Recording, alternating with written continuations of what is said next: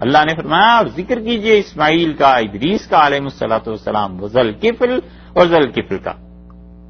یہ دونوں انبیاء علیہ السلام ان کا ذکر گزر چکا نا کہ ادریس علیہ الصلوۃ والسلام یا تو اس سے نوح علیہ الصلوۃ والسلام کے دادا پردادا تھے اور یا پھر ان کے بعد ہوئے تھے، یہ تفصیل گزر گئی.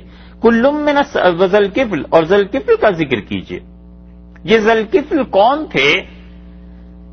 کہتے ہیں کہ اللہ کے ایسے نبی تھے جو 2 جگہ پہ مبعوث کیے گئے، اور یہ وہ ہیں عام طور پہ مفسرین نے لکھا ہے کہ تورات میں جن کا نام آتا ہے حزقیل جو آتا ہے نا، یہ وہ تھے. اور بہت سے مفسرین اس طرف گئے ہیں، لیکن اس کو متعین کرنا بڑا دشوار ہے. بس ایک ہی جگہ یہ لفظ آیا ہے قرآن میں، اس کے علاوہ کہیں نہیں آیا. اور ان کے تفصیلی حالات اگر یہ وہی ہیں جو کچھ بائبل میں ہیں تو پھر اللہ تعالیٰ کے ایسے بندے تھے جنہیں اللہ نے نبوت دی تھی، اور پھر بابل کی جب تباہی ہوئی ہے تو یہ اس میں شامل تھے، وہاں سے قیدی بنا کر لوگ انہیں کافر لے گئے تھے. یہ ساری چیزیں ہیں. اور 2 ملکوں یعنی شام اور بابل دونوں میں یہ نبوت کے لیے مبعوث کیے گئے تھے اللہ کی طرف سے. اس لیے کہا گیا ہے کہ ذوالکفل دوہرا اجر پانے والا. ذوالکفل کا مطلب ہے وہ جس نے دوہرا اجر پایا. تو اس لیے ایک رائے تو مفسرین نے ترجیح اس کو دی ہے.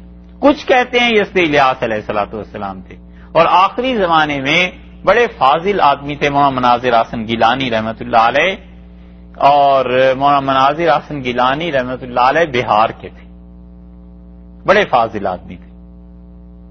56-57 میں ان کا انتقال ہوا، اور ایسے صاحب کرامت آدمی تھے، سبحان اللہ، کیا کہنے. ایسی تحقیق سے کتابیں لکھی ہیں انہوں نے، بہت سی کتابیں مولانا مناظر حسن صاحب رحمۃ اللہ علیہ کی. اور اپنے لوگوں سے وہ ہنستے تھے، کہتے تھے کہ جنت میں جو جانا ہے تو اللہ تعالیٰ نے بتایا ہے قرآن میں بھی اور رسول اللہ صلی اللہ علیہ وسلم نے بھی کہ سب جوان ہو کے جائیں گے. تو اس کا مطلب ہے کہ وہ جو کوئی کہتا تھا حضرت آپ بوڑھے ہو گئے، کہتے ہیں نہیں جی ہم تو جنت میں جب جائیں گے جوان ہو کے جائیں گے، تم دیکھنا ہم جوان ہوں گے. تو ان کے بھائی کہتے ہیں کہ رات کو زیادہ تکلیف بڑھ گئی، آخری رات جو تھی لیٹے ہوئے تھے، تہجد پڑھی، نماز پڑھی، اور میں نے جب فجر کے لیے جگانا چاہا تو انتقال ہو چکا تھا.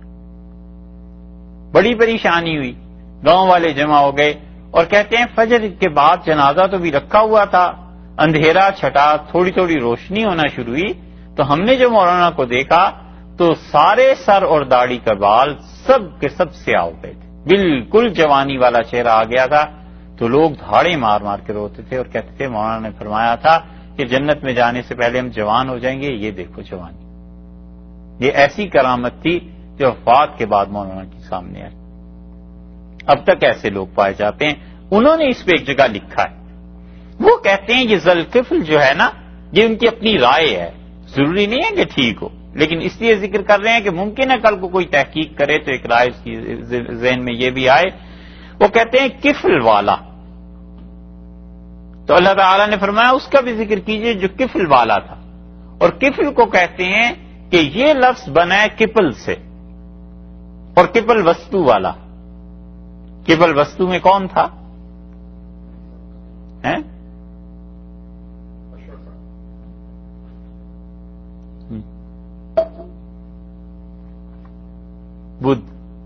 بدھا وہیں پیدا ہوئے تھے نا. ان کی رائے یہ ہے، لیکن یہ بڑا مشکل ہے. اس کی وجہ یہ ہے کہ نبوت کا اثبات یا نبوت کی نفی دونوں بہت بڑے کام. کسی شخص کے لیے یہ ثابت کرنا کہ یہ نبی تھا، یہ ثابت کرنا کہ نہیں تھا، دونوں ہی بہت بڑے کام ہیں. ان کی بہرحال رائے یہ وذوالکفل. اور اللہ تعالی نے فرمایا وہ جو دوہرے اجر والا تھا، پتہ نہیں کس چیز پہ اللہ نے دوہرا اجر دیا تھا. زیادہ سے زیادہ یہ کہا جا سکتا ہے کہ شام اور بابل دونوں جگہ ان کی نبوت تھی. کل من الصابرین، یہ سارے کے سارے بڑے صبر کرنے والے بندے تھے. اسماعیل علیہ السلام نے تو ایسے صبر کیا کہ ایک ایک مہینہ باپ سے دور، ایک ماں اور ہاجرہ، اور وہ ماں جو اپنے بچے کو دیکھ رہی ہے کہ اس کا دم نکل جائے گا اگر اسے پانی نہیں ملا، اور پھر وہ بچہ اسی ماحول میں پلا ہے، بڑھا ہے، اور اس بچے کی تربیت، تعلیم، اور پھر جنگل میں جانا اور شکار کرنا، اور ادریس علیہ السلام ان کے ساتھ بھی کوئی واقعہ ہوا ہوگا، اور ذوالکفل ان کے ساتھ بھی، ہمیں اس کی تفصیل معلوم نہیں، لیکن اللہ نے فرمایا کل من الصابرین، اور یہ سارے ہمارے بندے بڑے صبر کرنے والے تھے، وادخلناہم، ہم نے انہیں داخل کیا تھا، فی رحمتنا، اپنی رحمت میں، اپنی مہربانیوں میں۔ بار بار اللہ اپنی رحمت کا ذکر کرتا ہے، اس لیے کہ دنیا میں اس کی رحمت کے بنا کون سا کام چلتا ہے؟ سارے کام، اصل چیز اس میں خدا کی رحمت ہی تو ہے۔ اس لیے فرمایا کہ انہم من الصالحین، اور یہ سب کے سب لوگ بڑے نیک تھے، صالح تھے، نیک بختوں میں شامل تھے، اللہ تعالی کا حق ماننے والے تھے۔ وظنون، اور وہ مچھلی والا، یہ ذا کا لفظ جو ہے نا والا کے معنی میں، صاحب اور ذا یہ دونوں لفظ استعمال ہوتے ہیں عربی میں، اور زو اور صاحب یا ذا اور زو اور صاحب کے یہ، بلکہ تو زو جو ہے وہ استعمال ہوتا ہے ادنا چیز کے لیے، اور صاحب استعمال ہوتا ہے بڑی چیز کے لیے۔ جیسے صحابہ رضی اللہ عنہ کے متعلق کہتے ہیں کہ یہ رسول اللہ صلی اللہ علیہ وسلم صاحب تھے۔ حضرت عبداللہ ابن مسعود رضی اللہ عنہ کے متعلق آتا ہے کہ صاحب السواق والنعلین، حضرت ابو موسیٰ اشعری رضی اللہ عنہ نے غالباً یہ جملہ کہا تھا، انہوں نے کہا کہ تم مجھ سے مسئلہ پوچھتے ہو، تم میں وہ نہیں ہے الیس فیکم صاحب الوسادۃ والنعلین، وہ جو رسول اللہ صلی اللہ علیہ وسلم کی مسواک اپنے پاس رکھتا تھا، وہ جو رسول اللہ صلی اللہ علیہ وسلم کے جوتے سنبھال کے رکھتا تھا، اور وہ جو ان کا تکیہ اپنے پاس رکھتے تھے، یعنی ابن مسعود رضی اللہ عنہ وہ نہیں ہے تم میں، ان سے مسئلہ پوچھو۔ ذوالجلال والاکرام آتا ہے نا کہ بڑی عزت والا، ذو والا کے معنی میں۔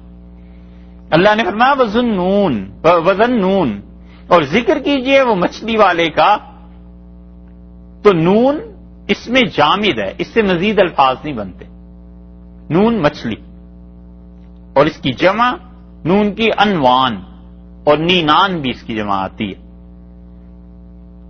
اذ ذهب مغاضبا، جب وہ چل پڑا مغاضبا، اسے بڑا غصہ آیا ہوا تھا، غصہ آیا ہوا تھا اللہ کے لیے کہ اس قوم کو سمجھا سمجھا کے یہ خدا کو نہیں مانتے، غصے میں چل پڑا۔ فظن ان لن نقدر علیہ، سو اس نے گمان کر لیا کیا کہ لن نقدر علیہ، ہم اس پر تنگی نہیں کریں گے۔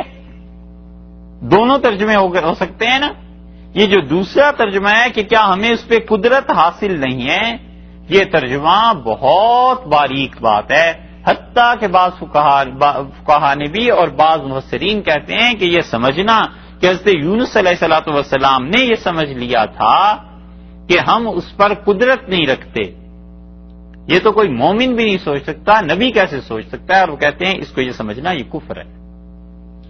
لیکن اس کی تشریح سورہ یونس میں گزر گئی، ہم نے اساتذہ کے حوالے سے بتایا تھا تفصیل سے کہ وہ کہتے تھے کہ کبھی کبھی کسی سے محبت جب زیادہ ہوتی ہے نا تو اس کی بات کو بڑھا دیتے ہیں کہ نہیں جی تمہارا تمہارے متعلق یہ گمان تھا، تم تو یہ سوچ کے بیٹھے ہوئے تھے، تو محبت کا ایک انداز ہے۔ تو اگر یہ کہیں کہ اچھا اس نے یہ سمجھ لیا تھا کہ ہم اس پر قدرت نہیں رکھتے، تو یہ گویا کہ اللہ تعالی کی شفقت اور محبت کا انداز ہے، لیکن یہ بڑی باریک بات ہے۔ اور دوسری بات جو بالعموم مفسرین نے لکھی ہے، اللہ نے فرمایا فظن ان لن نقدر علیہ، اس مچھلی والے نے کیا سمجھ لیا تھا ہم اس کو تنگ نہیں کریں گے۔ تو یہاں پر وہ کہتے ہیں کہ قدرت سے نہیں ہے یہ لفظ بنا، بلکہ قدر بمعنی تنگی کے، اور قدر کے بعد جب اعلی آئے تو اس کا مفہوم بھی تنگی کا ہوتا ہے، اسی لیے ایک قرات باقاعدہ ایسی ہے کہ نقدرو کی بجائے انہوں نے پڑھا ہے یقدرو۔ وہ کیا سمجھے بیٹھے تھے مچھلی والے، جب وہ چلا ہے غصے میں تھا، غصہ اپنے رب کے لیے آیا ہوا تھا، اللہ کے لیے آیا ہوا تھا، اور وہ غصہ اپنی قوم پر تھا۔ فظن ان لن نقدر علیہ، ہم نے تو حکم نہیں دیا تھا اور اس سے پہلے ہی چل پڑا، وہ کیا سمجھتا تھا ہم تنگی نہیں کریں گے بغیر ہمارے حکم کے چلے جانے پہ۔ تو پھر کیا ہوا؟ پھر وہی ہوا کہ مچھلی کے پیٹ میں چلے گئے، فنادا فی الظلمات، اور اس نے اندھیروں میں جا کر ہمیں پکارا۔ ایک مچھلی کا اندھیرا، ایک سمندر کا اندھیرا، اور مچھلی بھی کہیں تہ میں چلی گئی، اتنے اندھیروں میں جا کے کہتا ہے اللہ الہ الا انت، اے پروردگار تیرے علاوہ تو کوئی مالک نہیں، سبحانک، اور اللہ تیری ذات پاک ہے، تیری ذات بے عیب ہے، تو ہی ایسا ہے جس سے کوئی لغزش، کوئی برائی، کوئی غلطی جس کا تصور ہی محال ہے تیری بارگاہ میں، تیری درگاہ ہے جو ہر ایک عیب سے مبرہ ہے، اور اللہ تیری ذات ہے جس میں کوئی خطا نہیں پائی جاتی۔ ہم بندے انی کنت من الظالمین، اے پروردگار ہم سے خطا ہو گئی، میں تھا گناہ گاروں میں سے، جس مقام پہ نبوت تو نے دی مجھے ٹھہرنا چاہیے تھا، صبر کرنا چاہیے تھا، اللہ ایسے ہو نہیں سکا، جو تیری ڈیمانڈ تھی وہ میں پوری نہیں کر سکا۔ یہ ہے ظالم کا مطلب، اپنے لیے جو انہوں نے کہا، یہ ظالم وہ ظلم مراد نہیں ہے جو انسانوں سے ہو جاتا ہے۔ انہوں نے کہا میرے پروردگار جو تیرے ہاں مطالبہ تھا مجھ سے، میں اس درجے تک نہیں پہنچ سکا۔ اللہ نے فرمایا فاستجبنا لہ، ہم نے اس اپنے بندے کی بات کو سن لیا، جب اس نے ہمیں پکارا ہم نے اس کی دعا کو سن لیا، ونجیناہ من الغم، اور ہم نے اسے غم سے نجات دے دی، وکذالک، اور اسی طرح ننجی المومنین، ہم ایمان والوں کو نجات دے ہی دیا کرتے، ہم نے اسے غم سے نجات دی، اس نے ہمیں پکارا تھا، ہم نے اس کی دعا سنی تھی، اور ہم اپنے ایمان والے بندوں کو اسی سے نجات دے دیتے ہیں۔ اسی لیے حدیث میں آتا ہے، حضرت سعد رضی اللہ عنہ نے رسول اللہ صلی اللہ علیہ وسلم سے پوچھا، آپ نے کہا تمہیں پتہ نہیں ہے وہ مچھلی والے نے جو دعا مانگی تھی بس وہ دعا مانگا کرو، اللہ اس کی وجہ سے غم سے نجات دے دیتا ہے۔ اس لیے زندگی میں جب مشکلات، تکالیف، بہت سی پریشانیاں انسان کو پیش آتی ہیں تو اس کے لیے دعائیں جو کرنی چاہیے انسان کو اور اللہ سے مانگنا چاہیے، ان میں سے ایک دعا یہ ہے کہ اللہ الہ الا انت سبحانک انی کنت من الظالمین، کہ پروردگار تیری ذات پاک ہے، ہم بندے ہم سے خطا ہو جاتی ہے، یہ چیزیں ہو جاتی ہیں، اللہ اس سے درگزر کر۔ یہ وہ چیز ہے جو مسلمانوں میں ایک مدت سے رائج ہے، اور وہ رائج یہ ہے کہ مسلمان کئی مرتبہ 1.25 لاکھ مرتبہ یا کم و بیش اس مقدار میں بیٹھ کے مختلف لوگ مل کے پڑھتے ہیں، وہ اس کی اصل یہی ہے کہ اگلی آیت میں اللہ نے کہا کذالک ننجی المومنین، ہم ایمان والوں کو اس سے نجات دے دیتے ہیں غم سے، یعنی اس طرح اس دعا سے، یا مراد یہ ہے کہ اس اخلاص کے ساتھ جو آدمی مانگتا ہے ہم اسے نجات دے دیا کرتے ہیں۔ تو بہرحال جب غم اور تکلیف آ جائے کثرت سے اس دعا کو پڑھنا چاہیے، اس سے نجات مل جاتی ہے۔ وزکریا، اور ہمارے بندے زکریا علیہ السلام کا ذکر کیجئے، اذ نادى ربہ، جب اس نے پکارا اپنے پروردگار کو اور کہنے لگا کہ رب لا تذرنی فردا، اللہ مجھے تنہا نہ رہنے دے، اے پروردگار مجھے تنہا نہ چھوڑ، وانت خیر الوارثین، اور اللہ آپ تو سب سے اچھے وارث ہیں، تجھ سے بہتر وارث تو کوئی نہیں، جو علم دیا ہے، جو منصب دیا ہے نبوت کا، اور جس مقام پہ تو نے رکھا ہے، یعقوب علیہ الصلوۃ والسلام کی اولاد، اس کی حفاظت، اس منصب کی، اس کی امانتیں، میرے یہ جتنے ہیں بھائی بند جتنے نظر آتے ہیں یہ سب کے سب اس کے اہل نہیں ہیں، میں یہ ساری چیزیں کس کے حوالے کر کے جاؤں؟ تو اولاد اللہ سے مانگی، یہ نمی نقلی دلیل ہے۔ انہوں نے کہا کہ اے میرے رب لا تذرنی فردن، اللہ مجھے تنہا نہ چھوڑ۔ یہ تنہا ہو جانا بہت بڑی دکھ کی چیز ہے۔ یہ ان سے پوچھیں جن لوگوں کو تنہائی کی زندگی کے لمحات گزارنے پڑتے ہیں کہ آدمی کا دماغ یعنی دماغ جو ہے وہ خراب ہونے کے قریب ہو جاتا ہے بندہ جب سوچتا ہے ان چیزوں کو۔ بہت سے لوگ تنہائی کی زندگی بسر کرتے ہیں، جب ان کی ذہنی سطح بلند ہو جاتی ہے تو وہ آپس میں کسی سے بات نہیں کر سکتے، اس لیول کے لوگ نہیں ملتے۔ خواتین ہوتی ہیں، اولاد نہیں ہوتی، سارا دن اور ساری رات وہ اکیلی گھومتی ہے اور اس کے لیے کوئی ایسی چیز نہیں ہے جو دلچسپی کا باعث بنے، یہ تنہائی ہو جاتی ہے۔ اسی طرح جن لوگوں کے رشتے بر وقت نہیں ہوتے ان سے پوچھیں یہ تنہائیاں کیسی ہوتی ہیں، کتنی تکلیف دہ چیز ہے۔ اللہ نے کہا اسی لیے ذکر کیا اس حالت کا، اس نے کہا رب لا تذرنی فردن، اللہ مجھے تنہا نہ چھوڑ، اکیلا مت رہنے دے، میری اولاد ہو جائے، یہ سب چیزیں جو تو نے مجھے دی ہیں یہ سنبھال لے، کوئی میرا بیٹا ہو ایسا۔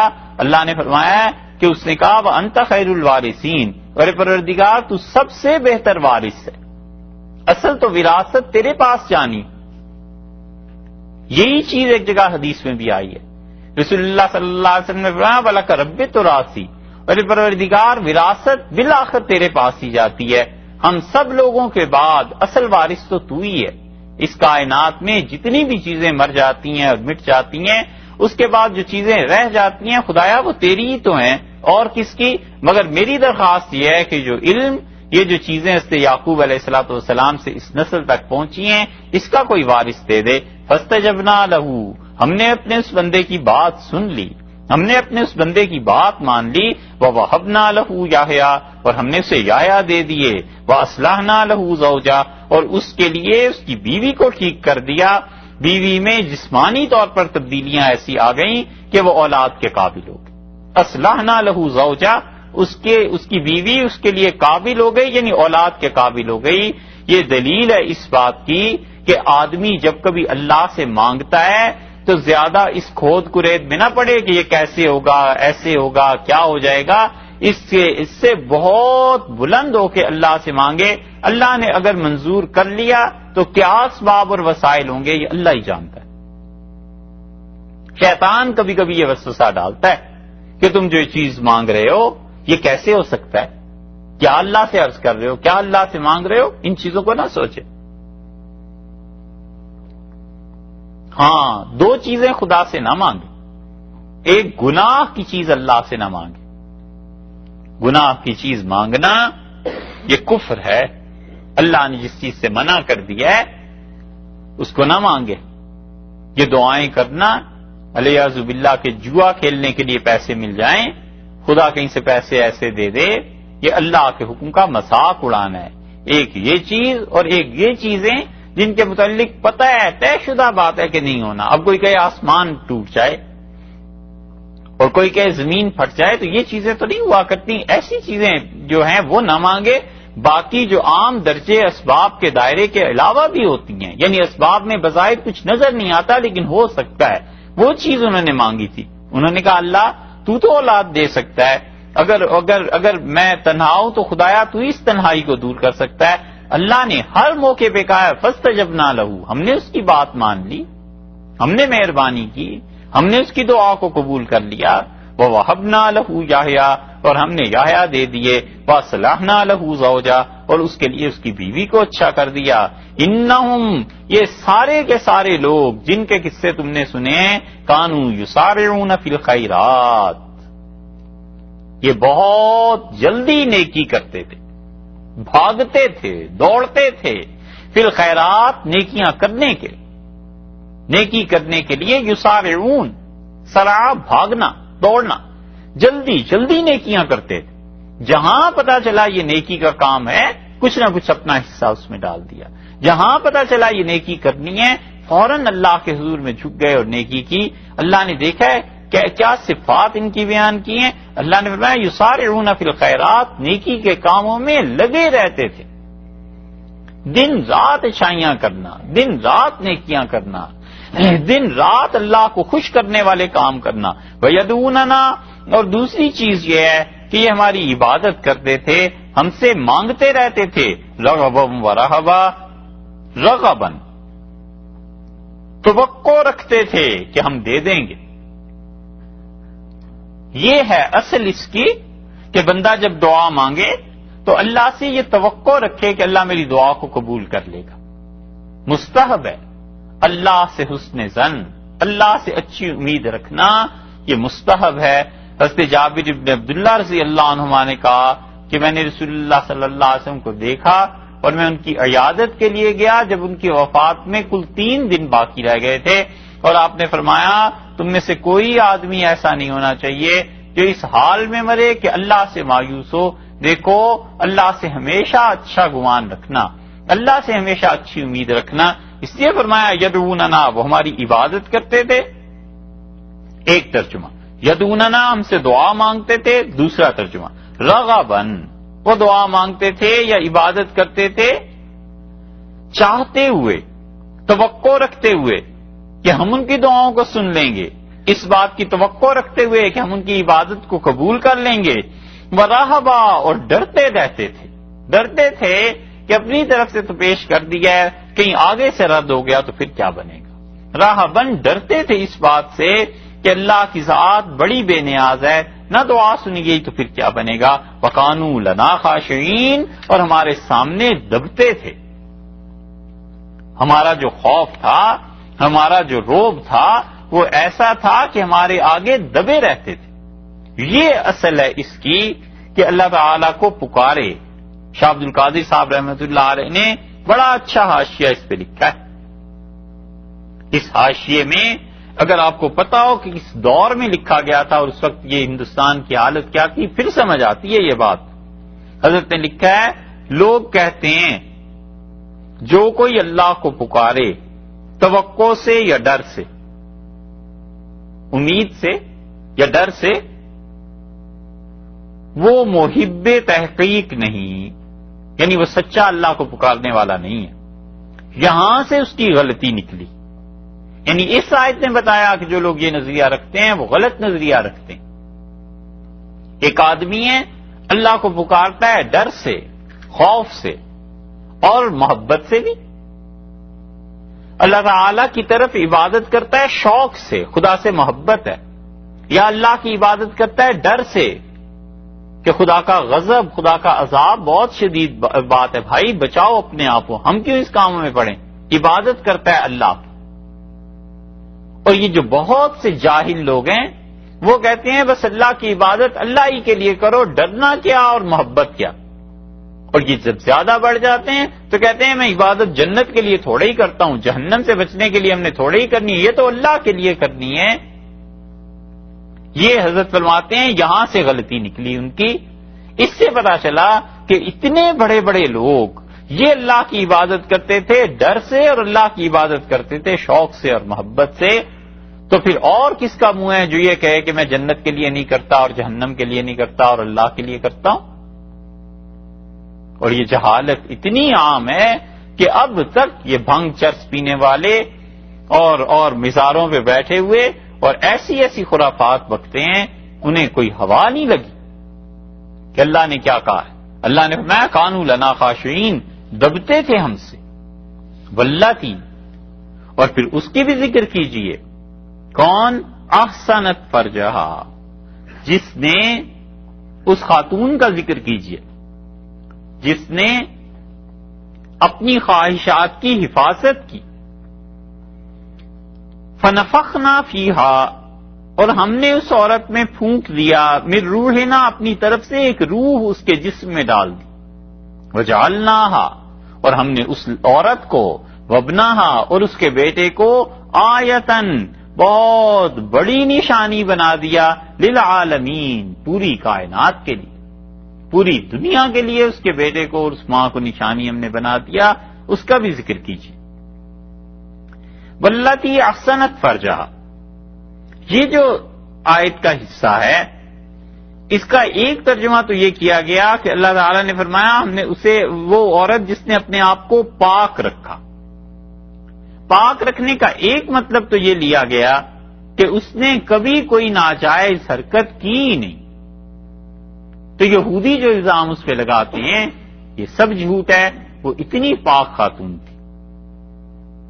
دوسری تفسیر یہ کی گئی ہے کہ واللاتی احسنت فرجہا، وہ عورت جس نے اپنے آپ کو مطلقاً جائز، ناجائز تو کیا، جائز نکاح سے بھی اپنے آپ کو بچا کے رکھا۔ بس اس کے ہاں بیٹا پیدا ہو گیا تھا حضرت عیسیٰ علیہ السلام، ان سے پہلے اور ان کے بعد کسی مرد نے انہیں نہیں چھوا، تو اس سے نفی ہو جائے گی حضرت عیسیٰ علیہ السلام کے باقی بہن بھائیوں کی۔ یہ وہ مفسرین ہیں جو اس بات کے قائل تھے کہ وہ کہتے تھے عیسیٰ علیہ السلام کا کوئی بھائی نہیں تھا۔ تیسری بات، اگر ان کے بہن بھائی تھے تو پھر اللہ تعالی نے فرمایا کہ ہم نے اسے بچا کے رکھا تھا، یعنی جو جائز نکاح تھا اس سے بھی عیسیٰ علیہ السلام کی پیدائش سے پہلے اس نے اپنی حفاظت کی تھی۔ جب ان کی پیدائش ہو گئی تو اس کے بعد پھر ان کی شادی ہو گئی۔ یہ تیسرا مفہوم ہے۔ اور چوتھا مفہوم جو ہے وہ سہیلی رحمت اللہ علیہ نے جس پہ زور دیا، اور سہیلی تو اتنے شدید ہیں اس باب میں. سہیلی اسپین کے تھے اور روض العنف انہوں نے حضور اقدس صلی اللہ علیہ وسلم کی سیرت پہ لکھا ہے، بہت اچھی کتاب ہے. اور سہیل ایک جگہ تھی اسپین میں، یہ اس گاؤں کے رہنے والے تھے اور ان کی دعا ایک جگہ آئی ہے. بڑے زبردست شاعر تھے جو اللہ تعالی کی تعریف میں اور دعا میں انہوں نے اشعار لکھے ہیں، بہت عمدہ اشعار ہیں. کبھی خیال آیا تو اس کا ذکر کریں گے. سہیلی رحمت اللہ علیہ نے اس کا ایک ترجمہ کیا ہے اور وہ باقی جو پہلی باتیں ہیں سختی سے انہیں رد کرتے ہیں. وہ کہتے ہیں کہ فرجہا، فرج جو ہے وہ قمیص کے معنی میں، تو واللتی احسنت، وہ لڑکی جس نے اپنی اتنی حفاظت کی کہ فرجہا، اس کی قمیص کے اندر جسم کا حصہ وہ بھی کوئی دیکھنے نہیں پایا. قمیص کا جو چاک ہوتا تھا، گریبان ہوتا تھا، مختلف زمانوں میں مختلف رہا. مثلا بعض اوقات خواتین یہ چاک قمیص کا وہ دونوں سائڈز پہ رکھتی ہیں جیسے آج کل بھی ہے. بعض اوقات یہی چیز کمر میں ہوتی تھی، بعض اوقات یہی چیز سامنے ہوتی تھی. تو وہ کہتے ہیں اللہ تعالی نے ان کی تعریف کی اور اللہ نے کہا وہ اتنا اپنے آپ کو چھپا کر رکھتی تھی کہ کسی نے اس کا گریبان چھانک کے نہیں دیکھا، کسی کی نگاہ اس کے جسم پہ نہیں پڑی. ایسی پاک وہ خاتون تھی. اور سہیلی رحمت اللہ علیہ نے اسے بہت زیادہ اسرار سے لکھا ہے. وہ کہتے ہیں اور کوئی بات ہی نہیں ہے عزت اور عصمت کی، یہ تو تعریف اللہ نے اس کے جسم کے چھپانے کے اعتبار سے کی ہے کہ وہ اتنی پاک خاتون تھی. فنفخنا فیہا من روحنا، اور ہم نے اپنی طرف سے ایک روح اس پہ نازل کر دی تھی، بھیج دی تھی. وجعلناہا، ہم نے اسے کیا، وابنہا، اور اس کے بیٹے کو کیا، آیتن، نشانی ہم نے بنا دی. ہم نے اسے کر دیا اور اس کے بیٹے کو کر دیا آیتن للعالمین، نشانی بنا دی سارے جہانوں کے لیے. مفسرین کہتے ہیں یہاں تو یہ ہونا چاہیے تھا کہ یہ دو نشانیاں بنا دی، کیونکہ ماں ہے اور بیٹا ہے، دو ہیں نا. تو اللہ تعالی نے آگے واحد کا صیغہ کیوں استعمال کیا کہ ایک نشانی؟ پھر وہ کہتے ہیں چونکہ اس معجزے میں، اللہ کی اس قدرت میں دونوں شامل تھے. ماں اس اعتبار سے کہ بغیر کسی سبب اور تعلق کے وہ امید سے ہو گئیں، اور بیٹا اس اعتبار سے کہ وہ بغیر باپ کا تھا اور حضرت مریم کا تھا. اللہ نے فرمایا آیت للعالمین، اور اسے ہم نے نشانی بنا دیا اپنی قدرت کی کہ لوگوں ہماری قدرت میں یہ بھی چیز ہے. زکریا علیہ السلام نے مانگا تو دیا، مریم نے تو کچھ چیز نہیں مانگی تھی. ہم بن مانگے بھی دیتے ہیں، مانگے سے بھی دیتے ہیں. ہم تو ایسے شہنشاہ ہیں جو ہاتھ پھیلائے اسے بھی واپس نہیں کرتے، اور جو نہ پھیلائے اور ہم چاہیں ہم اس طرح بھی نواز دیتے ہیں. اور پھر یہ نہیں کہا کہ اللہ نے کہ اس کے بیٹے کو اور انہیں نشانی بنایا علیہ الصلوۃ والسلام صرف کسی جگہ کے لیے، کسی قوم کے لیے. قرآن کا لفظ دیکھو، للعالمین، پوری دنیا کے لیے، پوری کائنات کے لیے ہم نے اسے نشانی بنا دی. اور پوری دنیا میں اس وقت جتنے بھی بڑے مذاہب ہیں، عیسائیت، مسلمان اور یہودیت، تینوں کے لیے یہ بات ہے. حضرت عیسیٰ علیہ الصلوۃ والسلام کے ساتھ تعلق، چاہے یہودی ان کے ضد میں ہو اور عیسائی انہیں ان کے مرتبے سے بڑھا دیں، اور مسلمان انہیں نبوت کی کے مقام پر فائز سمجھیں، کچھ بھی ہے، لیکن اللہ کا یہ بندہ اور اس کی والدہ صاحبہ علیہ الصلوۃ والسلام، خدا نے کہا ہم نے نشانی بنایا ہے. انا ھذہ، اور یہ جتنوں کا ذکر تم نے سنا ہے یہ سب کے سب امتکم، تمہارے لیے یہ دین تھے، یہ تمہارے دین کے تھے. امتم واحدہ، یہ ساری امت ایک. اس لیے امت کا یہاں ترجمہ کیا گیا ہے دین، اسلام. ان ھذہ امتکم، یہ تمہارا اسلام تھا، یہ تمہاری زندگی گزارنے کا طریقہ تھا، یہ اللہ کی توحید تھی. امتم واحدہ، یہ ایک ہی امت تھی ساری، یعنی سارا دین ایک ہی چلا آ رہا تھا. وَأَنَا رَبُّكُمْ، اور میں تمہارا پروردگار ہوں. فَاعْبُدُونِ، میری عبادت کرو. میں تمہیں بتا رہا ہوں کہ تم سب کا پروردگار میں ہوں. اور اللہ نے یہ جو فرمایا ہے کہ امتکم، تمہارا دین ایک ہی تھا، یا تو مان لیا جائے کہ پوری انسانیت کو اللہ نے یہ کہا کہ جتنے بھی انسان اس دنیا میں پائے جاتے ہیں اے سارے انسانوں، یہ سب کی سب ایک ہی امت تھی، یعنی یہ سب کا سب دین ایک ہی تھا، یعنی شروع سے ایک ہی دین چلا آ رہا ہے۔ یہ بات غلط ہے کہ دین بدل گیا۔ آدم علیہ السلام کا دین بھی وہی تھا، توحید خدا کی، اور قیامت پہ ایمان اور رسالت پہ اور تقدیر پہ، اور اب بھی اس کے بعد یہی چیز ہے جو صحیح اس امت میں ہے، وَأَنَا رَبُّكُمْ فَاعْبُدُونِ، لوگوں میری عبادت کرو۔ اور یا پھر مان لیا جائے کہ اللہ نے خاص طور پہ اس امت سے کہا ہے، ہم لوگوں سے، تو اللہ نے کہا اِنَّ هَٰذِهِ أُمَّتُكُمْ أُمَّةً وَاحِدَةً، یہ ایک ہی دین تھا جتنوں کو تم سن چکے ہو، ان کا بھی مذہب عقیدہ وہی تھا، تمہارے نبی صلی اللہ علیہ وسلم کا بھی عقیدہ اور مذہب اور توحید وہی ہے، وَأَنَا رَبُّكُمْ فَاعْبُدُونِ، میں تمہارا پروردگار ہوں، میری عبادت کرو، میرا حق مانو۔ یہاں پر اللہ تعالیٰ نے یہ جو پیچھے قرار دیا تھا نا کہ حضرت زکریا علیہ السلام نے اللہ سے دعا کی اور انہوں نے کہا کہ رب لا تذرنی فردا وانت خیر الوارثین، اللہ مجھے تنہا نہ چھوڑ اور اے پروردگار تو سب سے اچھا وارث ہے۔ اس پہ امام بخاری رحمۃ اللہ علیہ ایک حدیث لائے ہیں صحیح میں۔ بحث یہ ہے جو پہلے بھی گزر چکی، صرف اختصار کے ساتھ دو تین جملے ہی کہنے ہیں کہ حضرت زکریا علیہ السلام کی یہ وراثت علم کی تھی یا مال کی تھی۔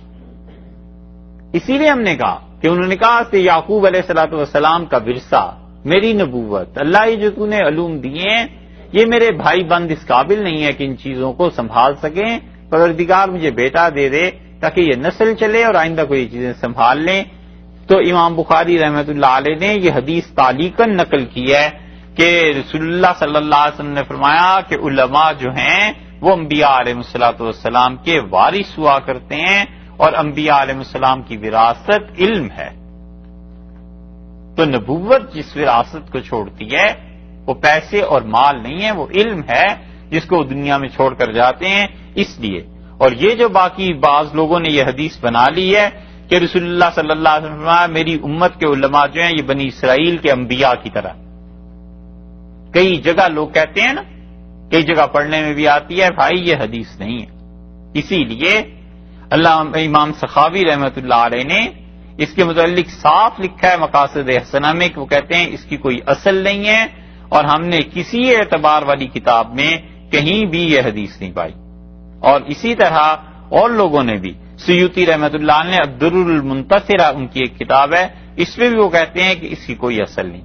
حافظ ابن حجر اسقلانی رحمۃ اللہ نے بھی اس کی نفی کی ہے، اور وہ بھی کہتے ہیں کہ یہ کوئی حدیث نہیں ہے، اور رسول اللہ صلی اللہ علیہ وسلم سے یہ بات ثابت نہیں ہے، بس ثابت اتنی ہے وہ جو چیز امام بخاری رحمۃ اللہ علیہ نے اپنی صحیح میں کہہ دی کہ علماء جو ہیں وہ انبیاء علیہ السلام کے وارث ہوتے ہیں، اور جو چیز وہ دنیا میں چھوڑ کے جایا کرتے ہیں انبیاء علیہ السلام وہ علم۔ تو اللہ تعالیٰ نے فرمایا وَأَنَا رَبُّكُمْ فَاعْبُدُونِ، اور میں تمہارا پروردگار ہوں، میری عبادت کرو۔ وَتَقَطَّعُوا أَمْرَهُمْ، انہوں نے کیا کیا؟ وَتَقَطَّعُوا أَمْرَهُمْ، ٹکڑے ٹکڑے کر دیے دین کے، بینہم آپس میں، اللہ کی توحید جو چل رہی تھی اس کے ٹکڑے ٹکڑے کر دیے، جو اصل دین چل رہا تھا اس کے ٹکڑے ٹکڑے کر دیے، فرقوں میں بٹ گئے اور انہوں نے خدا کے دین کو برباد کر دیا۔ اسی لیے امتوں میں فرقے ایسے ہی بن جایا کرتے ہیں، اور اللہ نے اس کی مذمت کی ہے، یعنی فرقوں کا یہ جو مسئلہ ہے اللہ تعالیٰ نے برا منایا اس بات کا کہ جب خدا نے یہ ساری چیزیں انہیں دی ہیں تو انہیں چاہیے تھا کہ یہ اصل چیز کو قائم رکھتے اور فرقوں میں نہ بڑھتے، اللہ کی توحید اور رسول اللہ صلی اللہ علیہ وسلم کی رسالت اور یہ چیزیں، یہ سب کی سب ایسی تھیں جس پہ لوگوں کو متفق رہنا چاہیے۔ ابن عربی نے جو مفسر بھی ہیں، انہوں نے ترمذی کی ایک شرح لکھی ہے اور عارضۃ الاحوذی کے نام سے، اور ترمذی حدیث کی کتاب ہے، ظاہر ہے یہ شارح ہیں اس کے، اور انہوں نے ایک جگہ فرقوں کا ذکر کیا ہے، اور فرقوں میں انہوں نے اندلس کا ذکر کیا ہے کہ وہ کہتے ہیں ایک شخص نے ہمارے ہاں لوگوں کو گمراہ کیا اور ایک نیا فرقہ اس نے وجود میں لے آیا ہے، اور وہ کہتے ہیں کہ اپنے آپ کو قرآن و سنت میں جو چیزیں آئی ہیں ظاہر میں ان کی طرف منسوب کرتا ہے، اور داؤد ظاہری کی پیروی کرتا ہے۔ داؤد ظاہری بھی ایسے ہی، جو چیز آ گئی حدیث میں قرآن میں بس وہ فرض ہو گئی، سامنے آ گئی فرض ہو گئی۔ ابن حزم کا بھی یہی حال تھا، ابن حزم کہتا تھا جو قرآن میں آیا یہ فرض ہو گیا، حتیٰ کہ وہ کہتا ہے کہ اللہ نے یہ جو کہا ہے کہ جب تم حالت احرام سے باہر آؤ تو شکار کیا کرو، وہ کہتا ہے شکار واجب ہے، حج کے بعد شکار کرنا فرض ہے۔ یہ ابن حزم ہے، وہ جن کا آج کل کئی لوگ حوالہ دیتے ہیں نا، یہ ابن حزم پر بڑا رد کیا ہے ابن عربی نے، انہوں نے یہاں تک لکھا ہے کہ یہ گمراہ ہے، اور ابن حزم کی تعلیمات اب عام ہوتی جا رہی ہیں، یورپ میں ان کی کئی کتابوں کا ترجمہ ہو گیا ہے۔ اس کی وجہ یہ ہے کہ اس کی تعلیمات پر عمل کرنے سے کتاب و سنت سے آدمی آسانی سے نکل سکتا ہے، اپنی منمانی خواہشات کے مطابق ہو سکتی ہیں چیزیں۔ المحلہ اس نے ایک کتاب لکھی ہے ابن حزم نے، ابن حزم کو علم میں بڑا مانتے ہیں لوگ، اور ہمیں تو خیر ویسے بھی ان سے کوئی ایسی مناسبت نہیں تھی، مگر خاص طور پہ جب ان کی کتاب الاحکام پڑھی نا، جس میں ائمہ اربعہ پہ انہوں نے تنقید کیا، اور امام مالک رحمۃ اللہ علیہ جیسے آدمی پر کیچڑ اچھالا ہے، اس وقت سے ایسی جی سے اتر گئے کہ بھئی اگر اختلاف یہ ہے تو کوئی علمی بات کرو، کسی آدمی کی شخصیت پہ بات کرنے کی کیا معنی ہے۔ تو ابن عربی مجھے اس لیے خیال میں ہمیں یاد آ گئے کہ انہوں نے اس فرقہ واریت پہ بڑا رد لکھا ہے۔ اللہ نے فرمایا ہے یہ دین ایک ہی تھا، انہوں نے اسے ٹکڑے ٹکڑے کر دیا ہے، کل الینا راجعون، لیکن بات یہ ہے کہ سب کے سب لوٹ کر آخر میرے ہی پاس آئیں گے۔ لوگوں نے آپس میں اپنا کام بانٹ لیا، سب ہمارے پاس، یعنی ہم ان سے حساب لے لیں گے، بدلہ لے لیں گے، خدا کی طرف سے ان پر جو چیزیں نازل کی گئی تھی، بھیجی گئی تھی، ان چیزوں کے متعلق پوچھا جائے گا۔ یہ دلیل ہے اس کی کہ لوگ جس فرقہ واریت پہ پڑے ہوئے ہوتے ہیں، ان چیزوں کو سوچنا چاہیے کہ خام خواہ کیچڑ اچھالنا اور کتاب و سنت سے ہٹنا، ائمہ مجتہدین کے اجتہاد سے ہٹنا اور محض اپنی عقل کی بنیاد پہ فتوے دینا، اللہ نے اسے ناپسند بھی کیا ہے، اور فرمایا ہے کہ یہ لوگ کلن الینا راجعون، ہماری طرف لوٹ کے آئیں گے، یعنی ہم انہیں بتا دیں گے کہ دنیا میں جو گمراہی پھیلی تھی اس کی ذمہ داری کس پر آتی۔ جی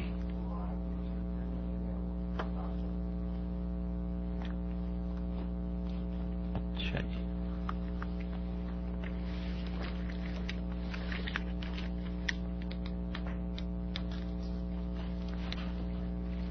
آیت نمبر کون سی تھی؟ 70۔